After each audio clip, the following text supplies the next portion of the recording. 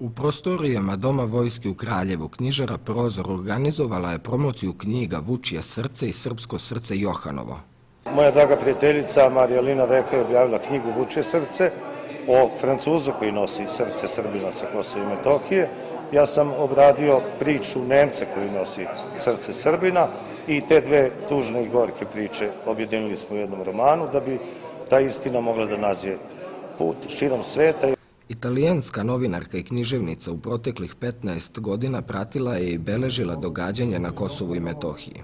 Des commerces d'organes. Radi se o trgovini ljudskim organima. Mais j'ai connu dans mes voyages, plusieurs voyages, j'ai connu des familles de disparus et j'ai choisi 4 histoires. J'ai changé les noms, mais les histoires sont totalement véritables. Znači, naravno, na tim mojim brojnim putovanjima ja sam se sretala sa ljudima o kojima sam pisala, to su porodice nestalih, kidnapovanih, ubijenih i naravno promenila sam njihova imena, ali su priče apsolutno istinite. Izabrala sam 4 priče i te priče su istinite.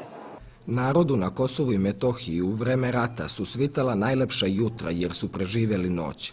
Ko zna koliko srpskih srca kuca danas širom sveta, a da mi to ne znamo.